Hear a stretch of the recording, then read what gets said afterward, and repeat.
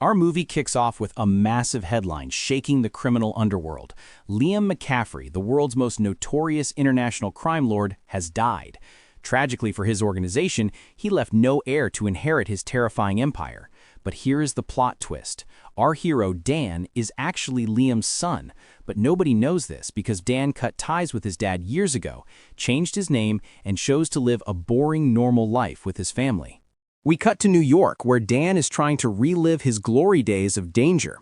He decides to enter his hotel not through the front door like a normal human, but by scaling the balconies. At the same time, he's on the phone with his wife Jessica, who is waiting in the hotel bar. He tells her he left a room key taped under the table. Jessica plays along perfectly, swiping the key without anyone noticing and heads up to room 556 just as he asked. The moment she walks in, she finds a gift box on the bed with a necklace inside. Before she can even touch it, Dan bursts in from the balcony. Turns out all this action was just a role play to celebrate their anniversary and give her a taste of his old life. But before they can get romantic, their son Kyle calls. Apparently his little brother Max is wrecking the house. Dan is super annoyed because they haven't even started celebrating, but Jessica goes into mom mode and insists they go home immediately to check on the kids. The next day, the family travels to Jessica's parents' house for the holidays. They video call their eldest daughter Nina to include her in the festivities, since she moved to Paris for her journalism job. Suddenly, Grandpa drops a bomb, telling Nina, "Hey, didn't that crime lord you exposed, Liam McCaffrey, die in prison last week?" He speaks casually because nobody in the family, except Dan, knows that monster was Dan's father. Jessica quickly changes the subject and apologizes to Dan, knowing it's a sore spot. Then Max runs in with the tablet so they can talk to Nina. Jessica asks about her job and the fitness team she manages. Nina reveals she got a huge offer to coach a team at Ohio University. Dan instantly panics because if she accepts, they'd have to move to a new city, and he is obsessed with their current home. Nina fires back saying her mom sacrificed a lot for them, and maybe it's time for Dad to sacrifice too. Then she drops the bad news. She can't come home for Christmas because there are no flights. For Dan, this is a disaster. He is obsessed with family unity and refuses to celebrate without her. When he realizes the rest of the family thinks he's overreacting, he feels isolated, like he's the only one who cares about keeping them together. The next day at the office, fate steps in.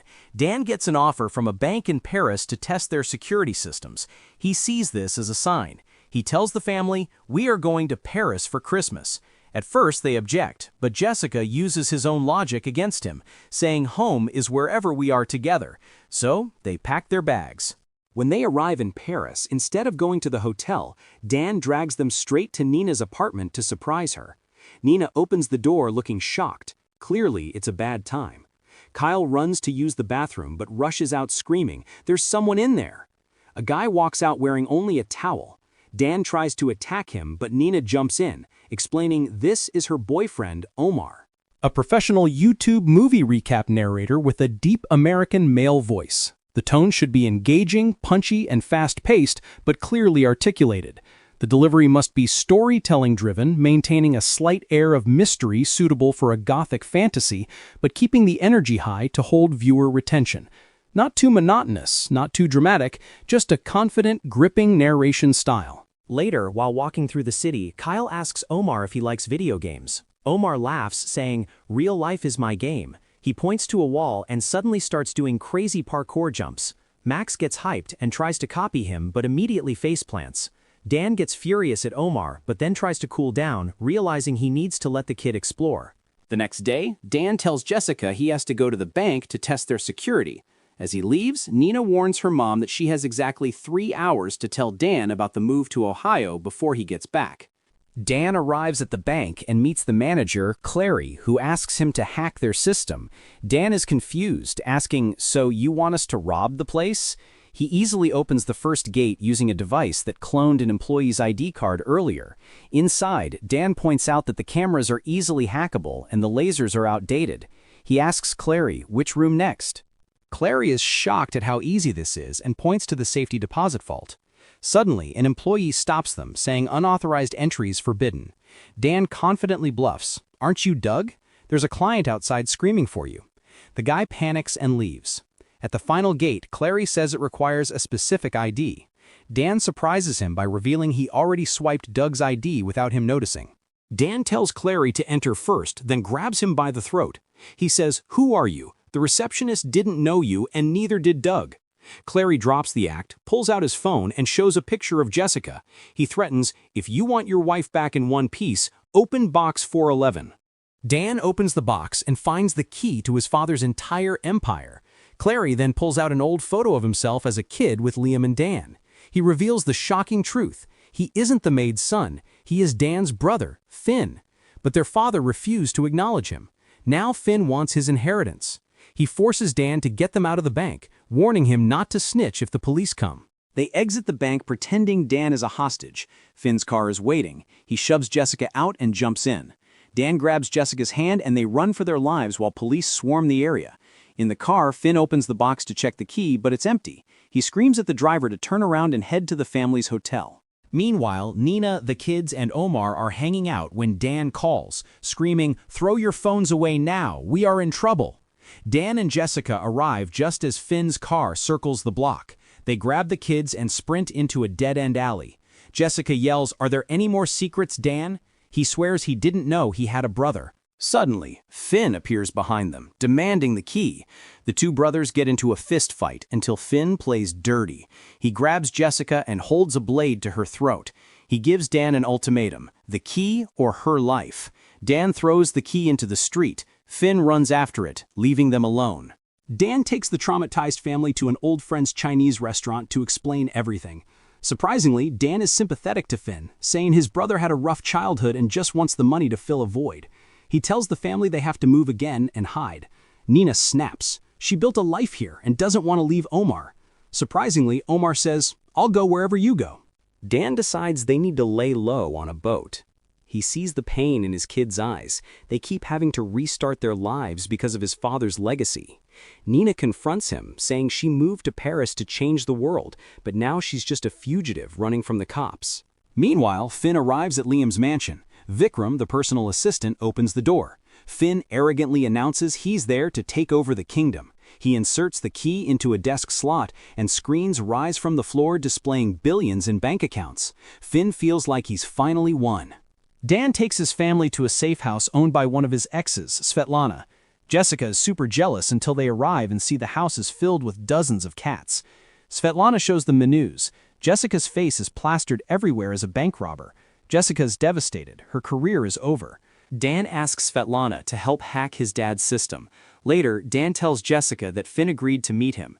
He hopes he can convince his brother to give up the money and be a real family. He meets Finn at a museum. Finn reveals how much he hated watching Dan and Liam from afar, feeling like an outsider. Dan tries to reason with him, but Finn mocks him, saying he'd rather have the empire than play happy families. He threatens to kill Dan if he interferes. Dan returns to Svetlana's house and gears up with guns. Jessica realizes the meeting went badly.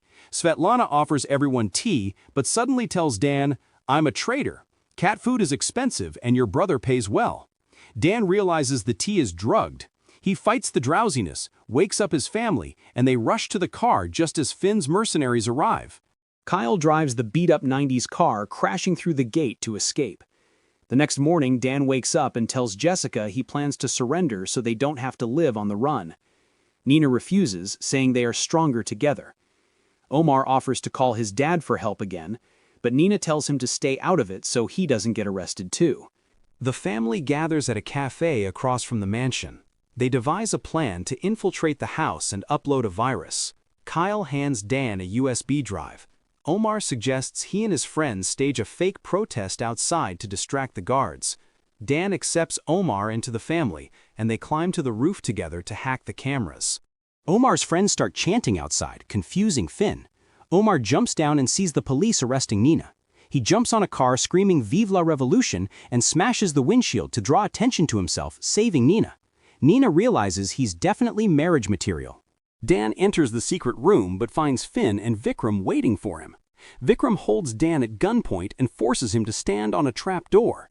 Just as Finn is about to shoot, Vikram hits a button and Dan falls into the sewers. Jessica decides to take matters into her own hands. She leaps between buildings, using her old gymnastics skills, and breaks into the mansion. She fights a female guard, knocking her out with a statue, and plugs the USB into the mainframe. Finn checks the accounts, and they are all empty. Kyle's virus donated every penny to charity. Finn goes berserk. He runs out and finds Dan, who survived the fall, on a church rooftop. They fight surrounded by bells. Dan tries one last time to save his brother, but Finn refuses to stop. Dan ties him to a bell rope and throws him off the edge. The police arrive and arrest everyone. As Dan and his family stand in handcuffs, a luxury car pulls up. It's Omar, with his dad. Omar introduces him. "Meet my father, the Secretary General of Interpol." Dan stares at him and says, "Don't you think that was important information to mention earlier?" Omar's dad clears up the mess. Jessica gets excited because the Ohio job is still on the table, and Dan finally supports her. 6 months later, we see Dan video calling Omar. Then, Dan visits Finn in prison. He brings him a matching jacket and a deck of cards. The two brothers sit down to play, finally united.